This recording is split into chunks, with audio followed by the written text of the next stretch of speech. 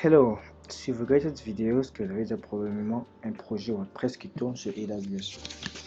Avec vous sans doute utiliser une instance CCD, vous avez utilisé une instance CCD, vous avez installé Apache, PHP et MySQL et tout semble fonctionner. Ou simplement, vous êtes là, vous avez besoin d'installer votre WordPress de manière sécurisée avec une architecture scalable pour votre application. Bonjour, ici Némi Josie, votre Cloud Pastor et AWS Community Builder. Aujourd'hui, on va pas faire une installation simple de WordPress, mais on va mettre en place une infra hautement disponible à AWS. Alors pourquoi votre site actuel est vulnérable? Il y a 3 points critiques à comprendre. Ok? Le premier, le single point of failure. Avec une seule instance CCD, vous avez zéro tolérance aux pannes. Alors si il arrivait que le data center ait un souci ou que votre instance plante, votre site disparaît, tout simplement. Et aussi, la sécurité des accès. Si vos mots de passe sont écrits en clair dans vos fichiers PHP, vous prenez un risque énorme. Alors, dans cette vidéo, on va apprendre à utiliser AWS Secret Manager pour stocker de manière sécurisée nos informations des bases de données. Ok? Alors, et le dernier point est que si votre trafic explose d'un coup, votre serveur va saturer. Alors, une bonne architecture peut pouvoir respirer et s'adapter toute seule de manière intelligente. Alors voilà l'architecture qu'on va essayer de mettre en place. La solution, regardez, faites pas trop allusion au schéma. On va essayer de décortiquer cela ensemble. Alors on va mettre en place plusieurs couches. La couche réseau, on va isoler nos ressources dans les réseaux privés pour que personne ne puisse avoir accès directement depuis Internet. Et on va mettre en place un autre balanceur. Il va recevoir nos utilisateurs et distribuer intelligemment vers nos serveurs. Et on va mettre en place l'autoscaling group. Il va créer nos serveurs WordPress automatiquement. Et si la charge augmente, il va devoir gérer ça tout seul. Et enfin, on va mettre en place notre base de données multi-easy. Alors, notre base de données, on va utiliser le service AWS RDS pour stocker nos informations et pour gérer notre base de données. Ok? Voilà un peu, voilà un peu à quoi ressemble notre schéma. On va utiliser IAM avec un install profile pour pouvoir faire en sorte que nos serveurs puissent communiquer directement avec Secret Manager où on mettra nos informations de base de données sans pour autant avoir à les mettre en clair dans nos fichiers WordPress. On va avoir un launch template. C'est là où on va définir les templates qu'on va utiliser pour gérer, pour pouvoir déployer nos applications. On va mettre les types de l'instance et toutes les autres informations. Et voilà. Alors, notre architecture à la fin va ressembler à ça avec 3 piliers principaux. 0 SPOF, on va éliminer tout point de défaillance unique grâce à un déploiement sur plusieurs zones de disponibilité. Et on va créer une architecture totalement élastique. On va payer que pour le serveur qu'on utilise, pour ce qu'on utilise. Si le trafic baisse, les serveurs inutiles qui ne sont pas utilisés vont s'éteindre tout seuls. Et on va utiliser Secret Manager, comme je l'ai dit, pour que nos serveurs récupèrent des accès de manière chiffrée et automatique. Alors, vous êtes prêts à mettre en place là? C'est parti. C'est parti. Alors, on entre dans la console AWS. Alors, la première chose qu'on va faire, c'est de construire la fondation. On va mettre en place ce qu'on appelle notre réseau virtuel dans le cloud de VPC. Et puis, on va créer nos réseaux privés et publics pour pouvoir mettre en place nos instances et notre base de données. Alors, pour créer le VPC, on va aller dans la barre de recherche, taper VPC.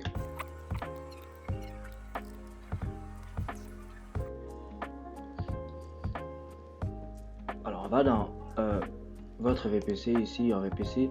Alors, par défaut, dans chaque compte AWS, il y a un VPC par défaut. Et pourquoi ça? Voilà. On va créer un VPC. Alors, on va appeler Cloud Pastor VPC. Okay. Alors, AWS donne des manières de créer. Ici, on doit définir ce qu'on appelle les CDR blocs. Ok, alors on va utiliser 10.0.016 qui nous donne 65 536 adresses et on va laisser les IPv6. On n'a pas besoin d'utiliser les IPv6 et on va pas aussi utiliser les IPAM allocated ici. Pourquoi? Parce que on ne veut pas que les IPAM c'est le service qui a AWS pour gérer les adresses IP à grande échelle dans des entreprises qui ont des centaines de VPC.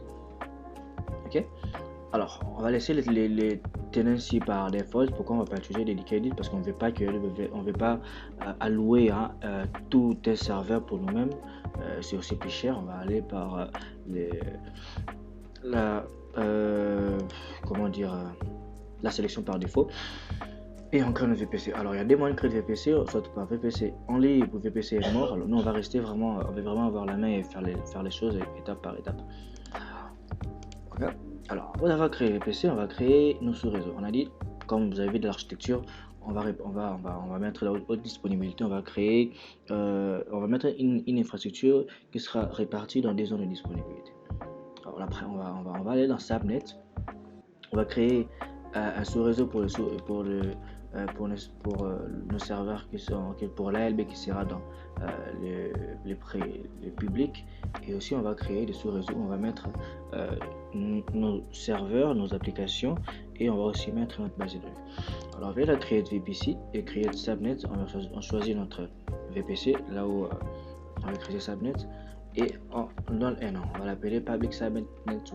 Alors on définit les CDR blocs pour le subnet. On va mettre le slash du point 01 slash 24 et on crée le subnet. On fait les mêmes pour les autres. On va créer le subnet dans deux zones de disponibilité. On a créé ça, c'est dans la première zone de disponibilité. Alors on va créer ici avec subnet. Je pense qu'on n'a pas sélectionné ici la zone de disponibilité.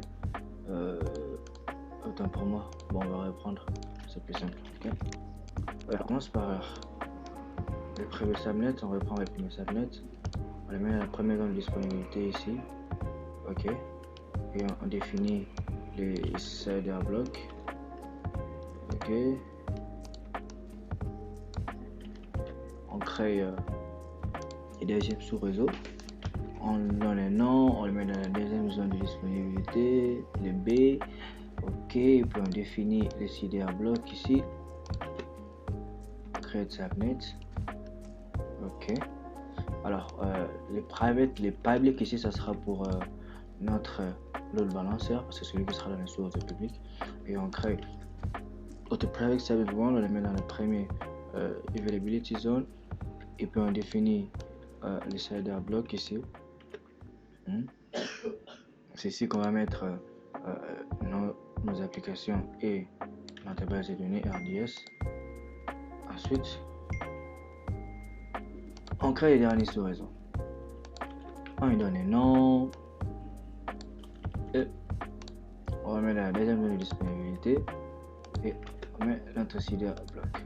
Ok, super. On crée le VPC, on a créé nos sous-réseaux. Alors le problème est que notre VPC il est totalement isolé et il ne sera pas communiqué avec internet. Là c'est vraiment isolé du monde extérieur. Alors pour cela on va créer ce qu'on appelle un internet gateway. On va permettre à notre VPC de pouvoir partir vers internet, car nos sous-réseaux, notre load balancer qui sera dans le sous-réseau public aura besoin d'aller vers internet. Alors on va créer ce qu'on appelle l'internet gateway qui va nous permettre de pouvoir et par défaut il y a un internet gateway qui est attaché au VPC par défaut. Vous voyez, il est attaché au VPC ici, VPC ID. Alors, on va créer notre internet gateway. Alors on va l'appeler Cloud Pastor Internet Gateway. On va l'appeler. Ok. Quand on crée un internet gateway, on va l'attacher à notre VPC. Ok. Alors on l'attache. On met la action, attache du VPC, on sélectionne notre VPC et puis on attache du internet gateway. Et là c'est super, on a la première ligne de solution pour la première solution pour notre load balancer qui va pouvoir maintenant communiquer avec internet. Ensuite maintenant pour nos sous-réseaux privés. Alors WordPress aura besoin de télécharger les dépendances. Il doit aller sur internet télécharger les mises à jour de manière sécurisée. Alors pour cela, on va permettre à nos instances qui sont dans le sous-réseau privé de pouvoir accéder à internet. On va créer ce qu'on appelle les NAT Gateway. Alors ça va permettre, comme je l'ai dit, à nos serveurs privés de sortir sur internet pour récupérer ce dont il a besoin et en empêchant que quiconque de l'extérieur puisse initier une connexion vers nos serveurs. Et bien sûr, c'est pas gratuit, c'est payant. Et ça demande d'avoir une adresse IP élastique. Alors, on va créer notre NAT Gateway pour nos sous-réseaux privés. Alors, NAT Gateway il est là. On va créer NAT Gateway. Ok, on va l'appeler Pastor NAT Gateway. Ok. Alors, ici, on a les availability modes, les régionales et les zonales. Alors, on va utiliser les régionales par défaut. L'option par défaut, les régionales. Alors avec les régionales, ce qui est recommandé, pourquoi? Parce que c'est une nouvelle option. AWS va gérer l'élasticité pour vous. Alors si ici on aura avec les régionales, avec les zonales, on crée un NAT Gateway dans une zone de disponibilité. Alors si on crée un NAT Gateway dans la zone de disponibilité B par exemple, et que cette zone de disponibilité n'était plus disponible, alors ce qui fera que nos instances ne pourront plus du tout accéder à internet. Alors si ça tombe, alors on n'a plus de NAT, on reviendra avec les problèmes par défaut. Alors on va utiliser le mode régional qui est par défaut. Alors si vous voulez avoir les détails, petite astuce, allez vers sur info, cliquez sur info, et vous allez voir la petite explication qui est AWS laisse. Ok. Alors on sélectionne le VPC. Et l'élastique ici il va créer et automatiquement pour nous une adresse IP élastique. Ok. Alors, c'est bon, on a créé NAT Gateway, on a créé l'Internet Gateway. Ça commence à prendre forme notre réseau. On peut voir lorsqu'on clique sur le VPC et on va dans Ressources Map. On a créé VPC, on a créé nos subnets. On a créé l'Internet Gateway, il est où? Voilà, caché. Oh, il y a le NAT qui est là. Pourquoi l'Internet Gateway n'est pas là? Alors, on va voir ça rapidement. Internet Gateway, il est là. Ah ouais, il est bien attaché à notre VPC. Ok. Alors, la prochaine étape, ce qu'on va faire, c'est de pouvoir créer ce qu'on appelle la table de routage. Alors, on va créer la table de routage. C'est quoi la table de routage? On a notre NAT, ok. Alors, mais nos sous-réseaux qu'on a créés, on a créé 4 sous-réseaux dans des zones de disponibilité. Ils ne savent vraiment pas où aller. Ils ne sont pas très intelligents pour savoir par quelle route ils vont passer. Ils ne savent pas comment parler ni comment trouver la sortie vers Internet. Alors, même si on a ajouté l'Internet Gateway et NAT, ils ne savent pas vraiment ce qu'ils peuvent faire avec. Alors, pour cela, on va créer ce qu'on appelle une table de routage. Et par défaut, lorsqu'on crée un VPC, ça vient avec une table de routage par défaut. Raison pour laquelle, lorsqu'on vient dans Route Table, vous allez voir qu'on a une table de routage par défaut qui est attachée avec le VPC par défaut. Okay. Alors, cette table de routage, elle contient en fait les instructions disons les instructions des destinations. Alors pour nos sous-réseaux publics, qu'est-ce qu'on va faire? Parlant de table de routage, on va dire que non, que nos sous-réseaux qui sont dans le public puissent aller vers Internet en passant par l'Internet Gateway, et nos sous-réseaux qui sont dans les private puissent passer par les NAT Gateway pour pouvoir aller sur Internet pour télécharger leur dépendance, et tout ça de manière sécurisée. Ok. Alors ça c'est notre main route table. Alors à chaque fois qu'on crée le VPC, comme je l'ai dit, AWS va créer une table de routage par défaut, et ce qui va permettre de manière interne la communication. Alors on va pas travailler avec la table de routage par défaut, on va créer nos propres tables de routage, et on va commencer par la table de routage pour les public. Ok. Alors on va appeler public route table, on va attacher à notre VPC. Ok. Alors, lorsqu'on crée la table de routage, on a ici dans Subnet, on a une route locale qui est créée par défaut. Alors, la Subnet Association, alors on va pouvoir edit Subnet Association pour pouvoir les relier. On va les relier avec nos sous-réseaux publics. Okay. Ensuite, dans la route, on va ajouter une route pour pouvoir une route vers tout le monde pour passer vers l'Internet Gateway, comme je l'ai expliqué en section Internet Gateway qu'on a créé. Alors on fait la même chose pour les private route table. Ok. Route table. Créer une route table, c'est bon. Alors on va créer une route table qui est super. On revient. Subnet Association. On ajoute avec le private ici de ce côté là. Ok, et puis on vient dans la route, on ajoute une nouvelle route, tout le monde vers les NAT Gateway et on sélectionne notre NAT. Super, on va faire un tour dans notre schéma pour voir à quoi ça ressemble maintenant. Voilà, super. Alors on a notre VPC, on a nos sous-réseaux qui sont là, et on a notre table de routage. Là c'est la table de routage par défaut, on a le main table ici. Alors ça c'est notre table de routage qu'on a créé, et le public qui va vers l'Internet Gateway et le private qui va vers le NAT Gateway. Super. Alors on est en train vraiment on commence à mettre les bases avec une approche de security by design. On construit d'abord la partie sécurité, et puis après on va aller vers les restes. On va créer nos serveurs et toutes les configurations rapidement. Alors la prochaine étape, on va créer notre couple de sécurité, ce qu'on appelle les sécurités.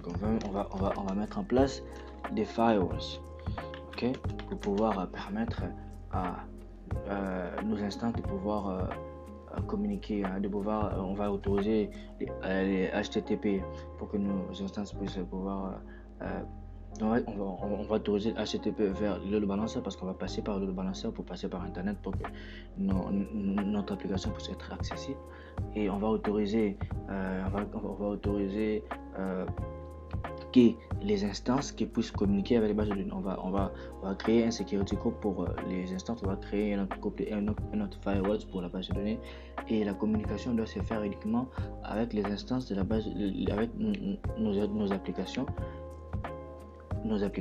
et les security group de la base de données. On va ajouter le port 3306 MySQL afin que la base de données puisse pouvoir pour qu'on puisse exécuter notre base de données MySQL. Ok. Alors on va voir ça rapidement. On vient dans ECD sécurité. Ok. Dans ECD en bas security group, on va créer le premier security group pour l'ALB. Alors qu'est-ce que l'ALB lui va faire? Bon, voilà, l'inscription, ouais, c'est un enable traffic from web. Ok, public. Alors ici tout on peut passer par notre ALB.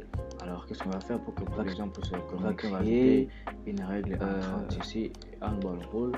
On va dire qu'on veut autoriser le premier le port 80 HTTP dans tout le monde.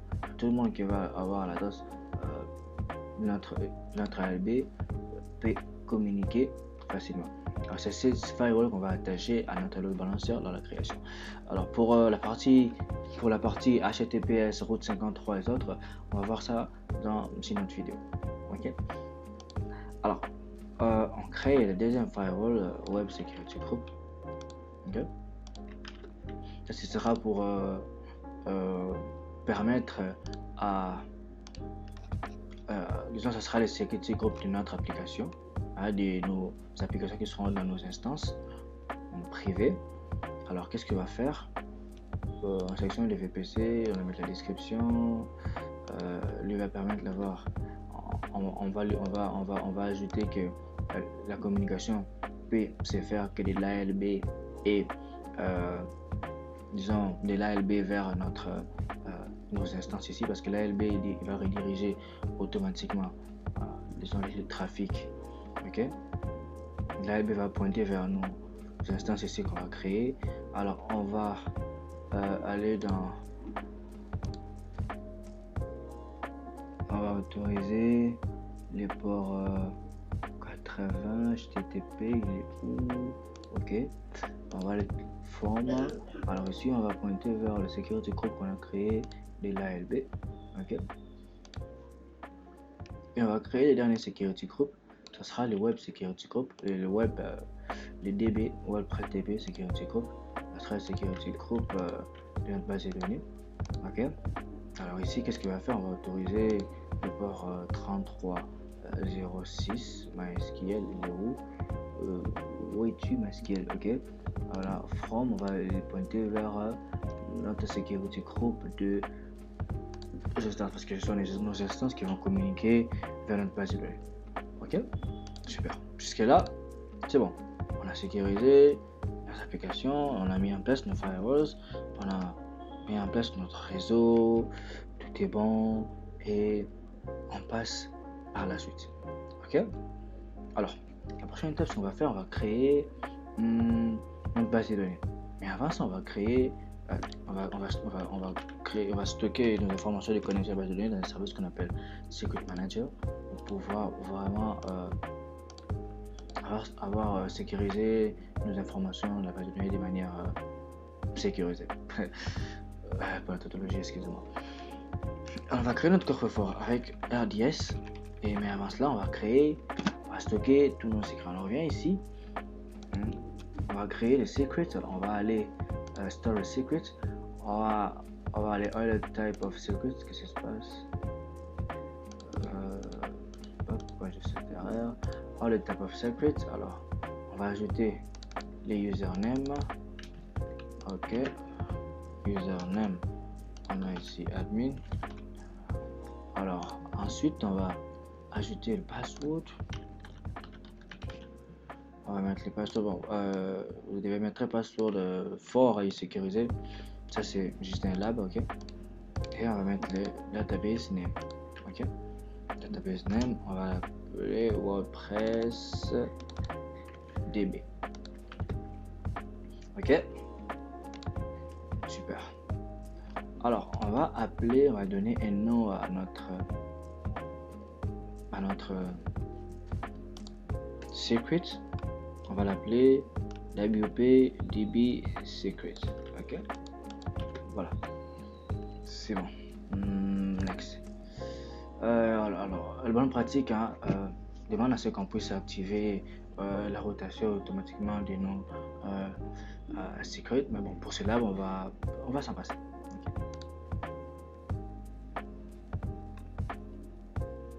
Ok, skip store.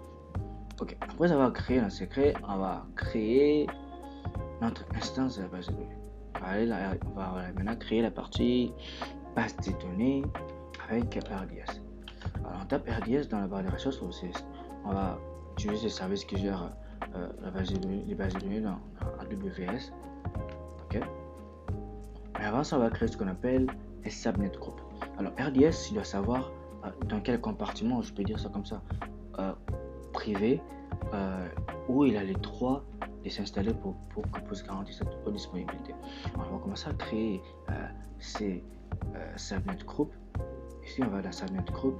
Alors, on va l'appeler WordPress subnet group. Ok. Alors ici on met la description de subnet group et on choisit le VPC. Alors ici dans notre subnet group on va dire que non. Ok. Notre base de données va choose availability zone avec le subnet suivant head. Alors on va mettre ici on va choisir notre base de données sera répartie dans des sous-réseaux privés. Ok. On va le public subnet private 1, private 2. Ok, c'est bon. Et c'est bon, on passe, on a créé notre subnet group. Ok, après on va maintenant créer notre instance de la base de données. Ok, on vient dans database 6. Ok, on crée notre database de données. Alors on va la full configuration, on va vraiment aller from scratch. On va sélectionner les engines, on va dans MySQL. Ok, on laisse la méthode full configuration. Ok, On va vraiment... Oh là là, je suis dans les features. Ah ouais, bon, on va créer... on va aller dans les features parce que bon, on va essayer de rester dans les features. On va créer juste notre base de données dans utilisation de disponibilité pour pouvoir économiser de l'argent.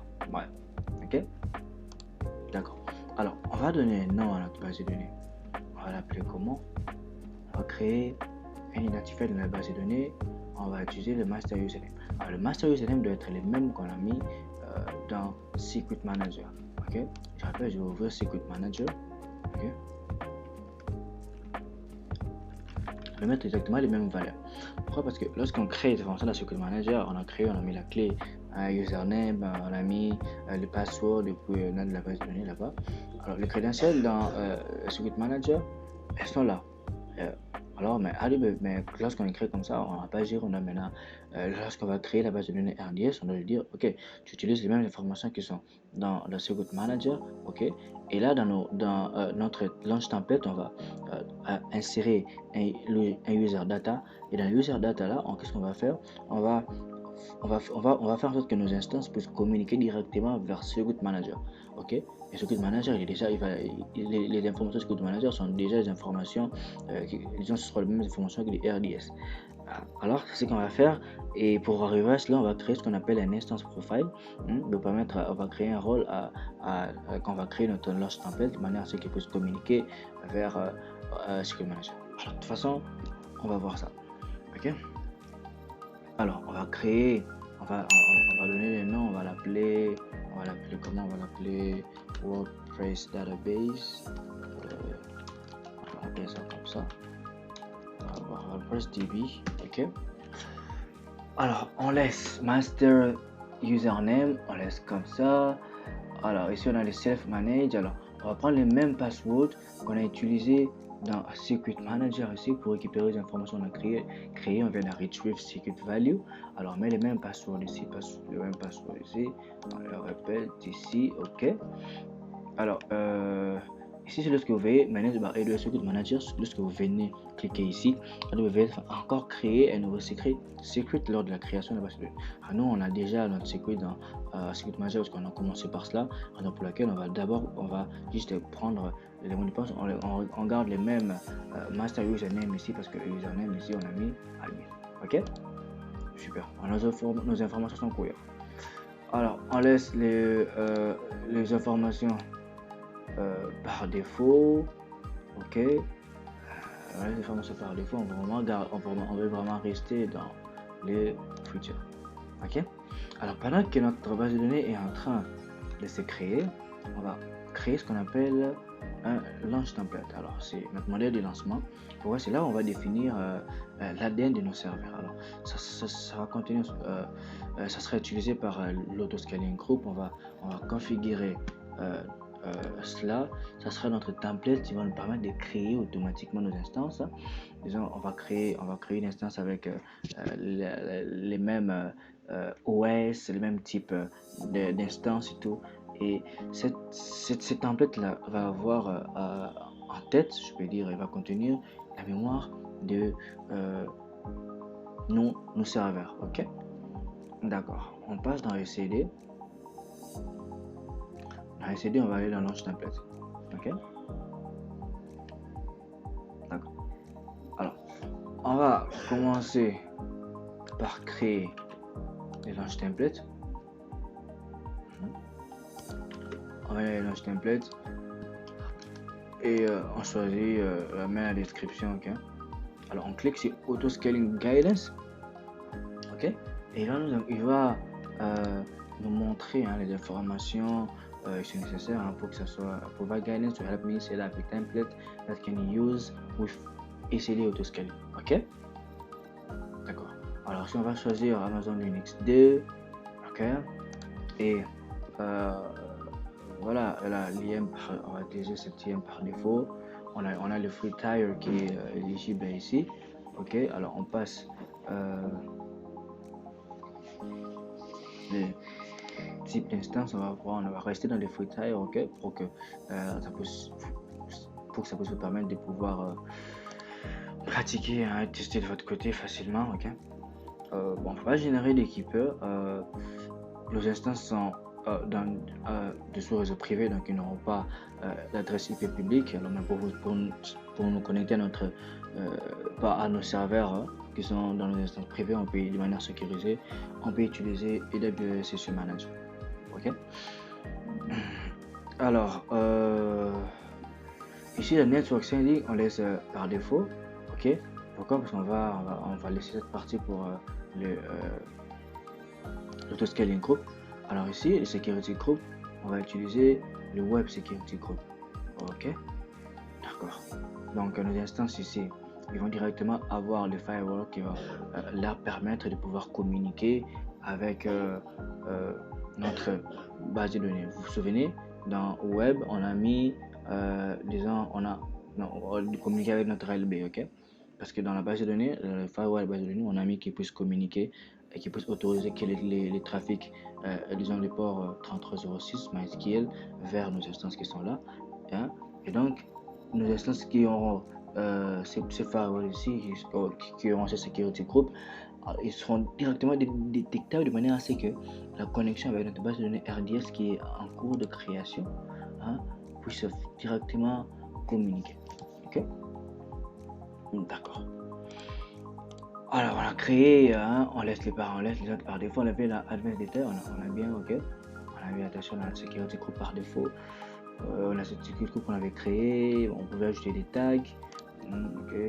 Alors ici, on laisse par défaut, on va ajouter ce qu'on appelle un template. Ok.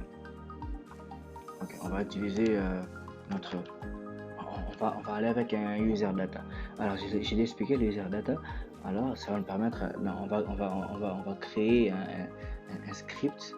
On va mettre en place un script. Moi, j'ai préparé ici, vous pouvez l'utiliser. Je vais partager ça. Je vais mettre les liens dans la description qui va vous permettre de créer. Il va installer MySQL, on va installer Apache, on va installer MySQL. On va devoir se connecter ici. Directement vers, disons, se connecter vers notre on va créer la base de données WordPress, on va se connecter via Circuit Manager pour pouvoir avoir accès à notre base de données. Ok. Et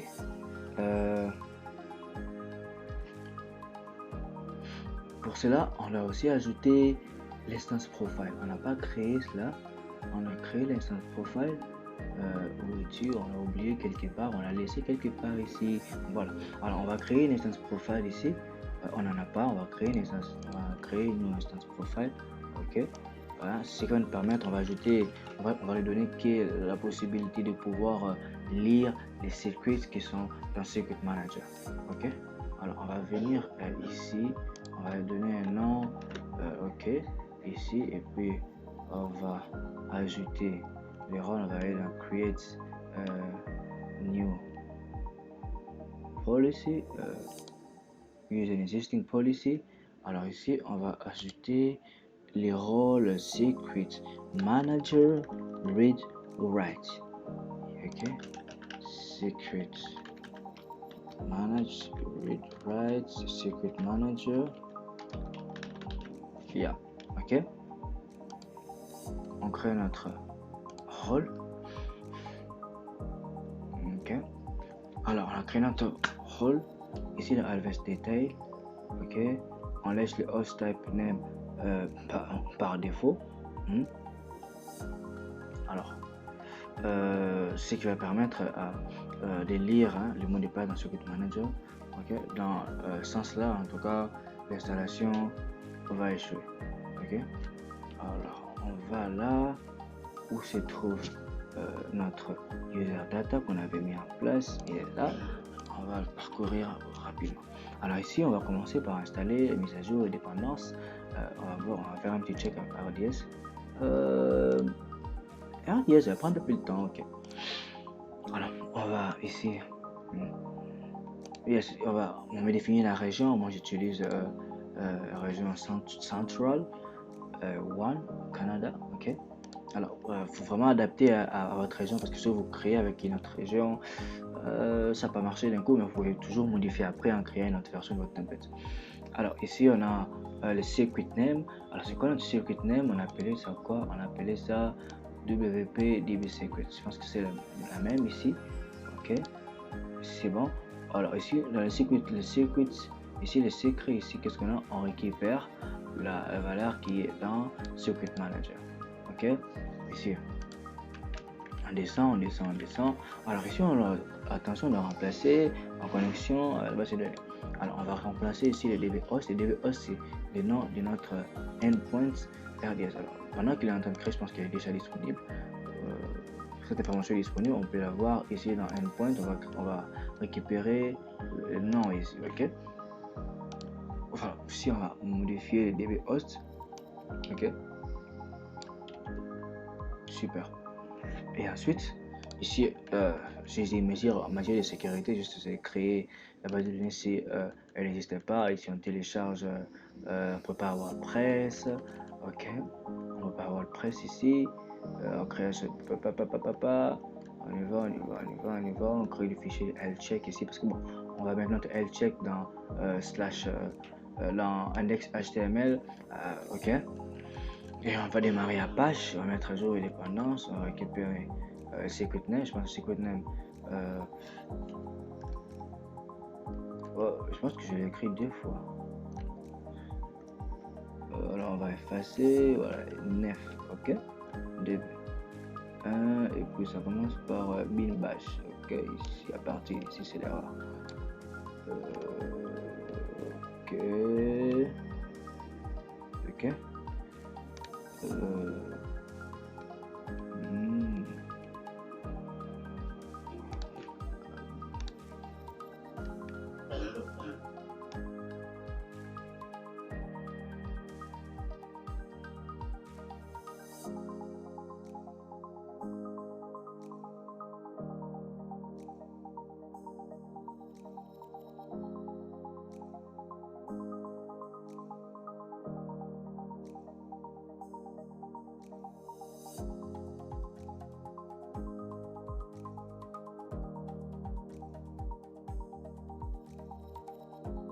ok.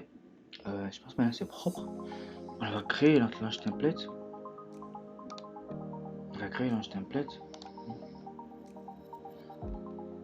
Ok, creating. Ok, pendant qu'elle crée, on fait un petit coucou à RDS pour voir s'il a fini. Il n'a pas encore fini. RDS, tu as fini? Ouais, RDS est ready. Oh, c'est super. Well, RDS est ready. Alors, on va voir la template. À la prochaine étape, on va créer notre load balancer. On va voir ça après. Okay. Notre load balancer. Alors, load balancer, comme on l'a dit, tout notre trafic va passer par le load balancer, et le load balancer, celui qui va répartir le trafic entre les serveurs. Okay. Pour créer le load balancer, on va dans le load balancer ici. On crée le load balancer, on va donner. Mais avant cela, le load balancer a besoin d'avoir les target group. C'est un peu comme une liste, hein, liste des serveurs que le balanceur lui doit surveiller. Alors, ok, on va créer les target group d'abord en premier lieu parce qu'il sera utilisé. Bon, on peut faire ça en des temps. On va créer les target group. Ici, ok, on va créer notre load balancer. On va créer les types application load balancer. Ok, on va l'appeler web ALB. On va l'appeler web ALB.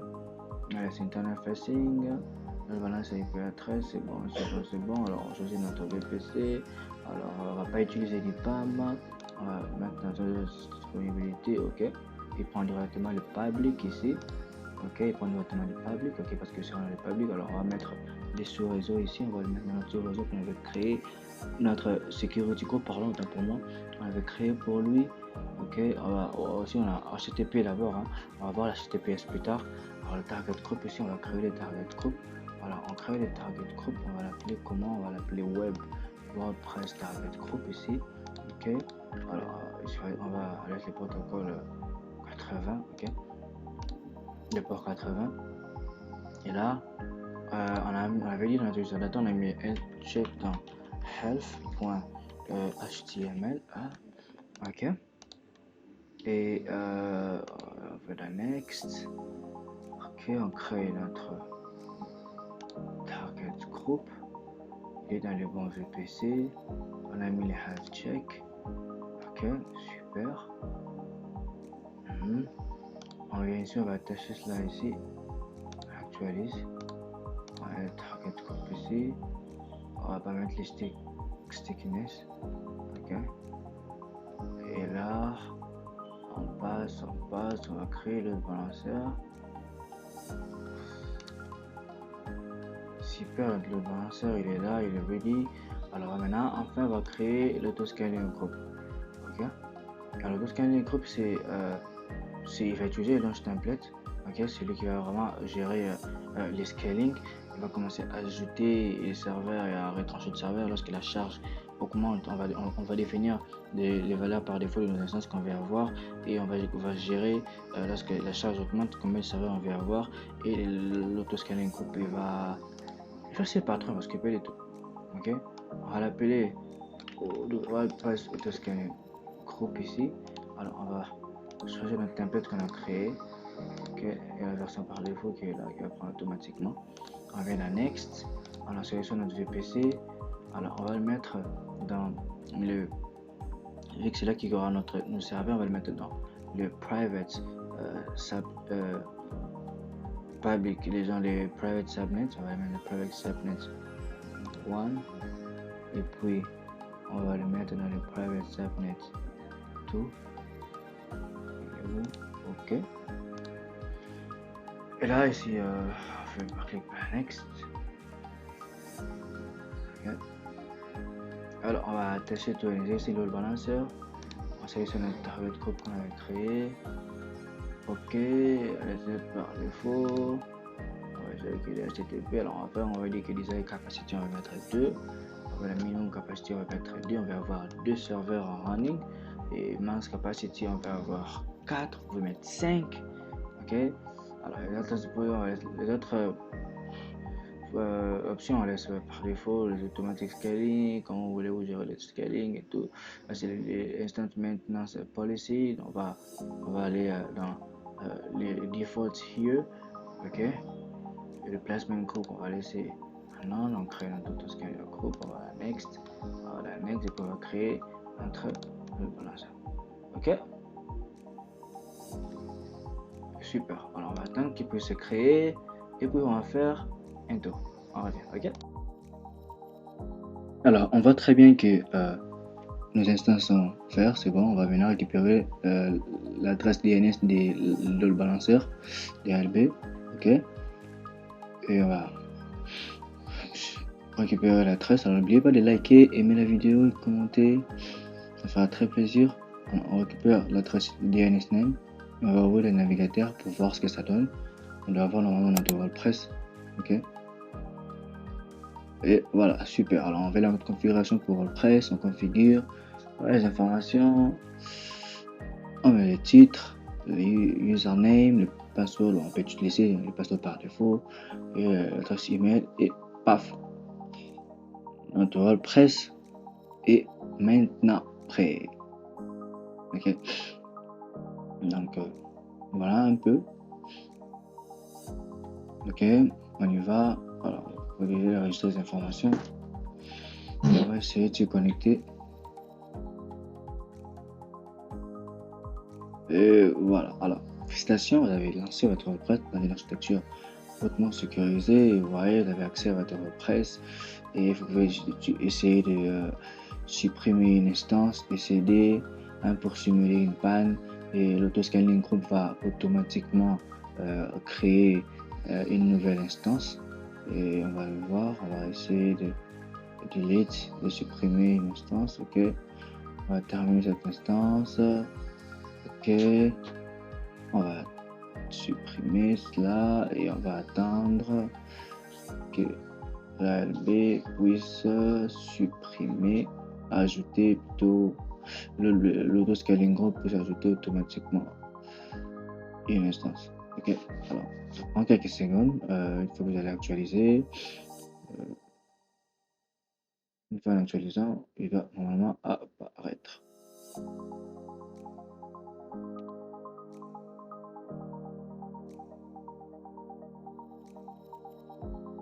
On actualise.